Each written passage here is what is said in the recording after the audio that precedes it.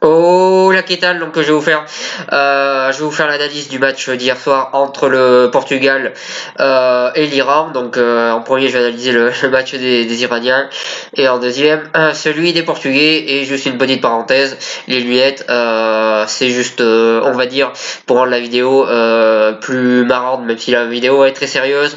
Mais bon voilà, on est supporters ou on l'est pas, et aujourd'hui j'ai décidé d'être jusqu'au bout, donc je suis prêt pour le match de ce soir, et c'est pour ça que j'ai décidé d'être tout en bleu blanc rouge dans cette vidéo. Donc voilà sur ça, et pour en revenir à l'analyse des deux équipes. Donc l'Iran a joué plutôt défensivement. L'Iran a attendu, surtout en première mi-temps, ils ont attendu en défense et ils ont essayé de jouer par contre-attaque. Ils n'ont pas montré grand-chose en première mi-temps malgré tout en contre-attaque. En défense, ils ont quand même plutôt bien défendu. Voilà sur cette première mi-temps. En deuxième mi-temps, je pense qu'ils ont essayé de faire craquer les Portugais mentalement en faisant des fautes assez grossières. Et Quaresma est rentré dans leur jeu en faisant une faute, et Ronaldo aussi. Je reviendrai tout à l'heure sur la faute de Ronaldo. Voilà, les Iraniens ont senti qu'ils avaient envie de mettre des gros coups pour que derrière le Portugal réponde et entre guillemets sorte de son match. Ça a failli être le cas, et ça a failli être ce qui s'est passé. Parce que sur le terrain, l'Iran a commencé à petit avoir de plus en plus d'occasions, donc à se créer de plus en plus d'occasions, à mettre de plus en plus la pression aux Portugais. À chaque fois qu'il y avait une décision arbitrale, l'entraîneur portugais de l'Iran était râlé après les arbitres, donc on sentait qu'il y avait énormément de pression et que petit à petit les Portugais étaient en train de craquer au jeu qu'a fait l'Iran, et du coup petit à petit ils ont eu de plus en plus d'occasions. Ils ont fini par marquer sur un penalty. Donc pour moi il y a main et il y a penalty, il y a rien à dire là-dessus. Voilà, les Iraniens en deuxième mi-temps, c'est vrai qu'ils ont dominé, ils ont eu le ballon et ils auraient presque pu se qualifier. C'était vraiment très serré pour le Portugal, mais c'est vrai qu'ils ont eu ce jeu un petit peu détestable où ils ont essayé de faire craquer leur adversaire mentalement et en faisant des fautes, et j'ai pas trop apprécié tout ça. Ensuite, pour en revenir au Portugal, plutôt pas trop mal la première mi-temps. Ils ont essayé de marquer des buts, ils ont eu du mal à les concrétiser, mais globalement on voyait qu'ils essayaient d'attaquer et de marquer. Voilà sur cette première mi-temps des Portugais, où ils ont essayé de marquer, ils ont fini par marquer un but. Et en deuxième mi-temps, par contre, ils ont un petit peu, comme j'ai dit, rentré dans le jeu des Iraniens. Ils ont fait pas mal, ils ont répondu un petit peu à leur jeu. En défense, c'était moins bien. Il y a eu pas mal de bourdes, et heureusement que Pep a sauvé pas mal de fois la situation. Très très gros match de Pep il a quel âge? Il a 34 ou 35 ans, et il fait encore un énorme match, et c'est encore lui le patron de la défense.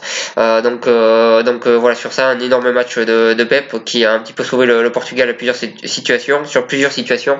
Également un super match de William Carvalho, qui est vraiment un super numéro 6, qui récupère énormément de ballons, qui est vraiment très intéressant, et pour moi est presque indispensable dans cette équipe portugaise.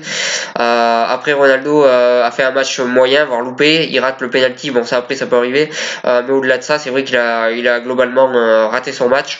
Et pour en revenir sur le coup de coude qu'il a mis, est-ce que ça mérite un carton rouge ou pas? Alors j'ai envie de dire, certaines personnes diront oui, d'autres diront non. Moi je suis un petit peu entre les deux, voilà, ça se discute. Il n'y a pas de règle qui confirme que ça mérite un rouge, il n'y en a pas qui confirme que ça mérite un jaune. Moi je pense que ça se discute. Après le carton rouge, il y aurait eu carton rouge, il n'y aurait pas eu de quoi crier au scandale. Mais c'est vrai que c'est quand même assez limite la faute de CR7. Voilà sur ça. Ensuite Quaresma qui met un but magnifique, et voilà lui on sent que même à 35 ans il est au-dessus de pas mal de joueurs du Portugal, notamment Bernardo Silva. Moi c'est un joueur que j'aime bien, mais faut avouer que depuis ce début de Coupe du Monde il a pas été, je l'ai trouvé assez en dedans, et voilà, je pense qu'il a le potentiel pour faire beaucoup mieux, et il le fait pas, alors que Quaresma même à 35 ans il fait voir que c'est un petit peu lui qui peut apporter beaucoup de choses à l'équipe.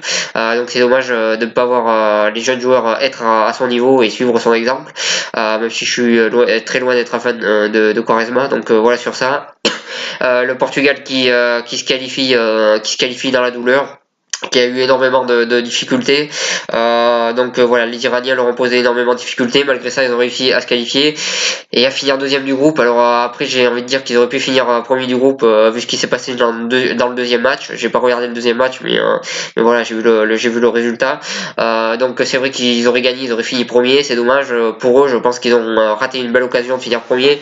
Et finir premier leur aurait permis de jouer contre la Russie. Et je pense que la Russie, c'est quand même mieux que de jouer contre l'Uruguay. Mais voilà, ils sont au moins qualifiés. On va voir ce que ça va donner pour la suite. Voilà, c'était une qualification dans la douleur pour les Portugais, pour les Espagnols aussi. Mais on va voir ce que ça va donner, par la suite. Et voilà ce que j'avais à dire pour cette vidéo. Si vous avez aimé, n'hésitez pas à partager, à cliquer j'aime et à en parler autour de vous. Moi, je vous souhaite une bonne continuation et allez les Bleus.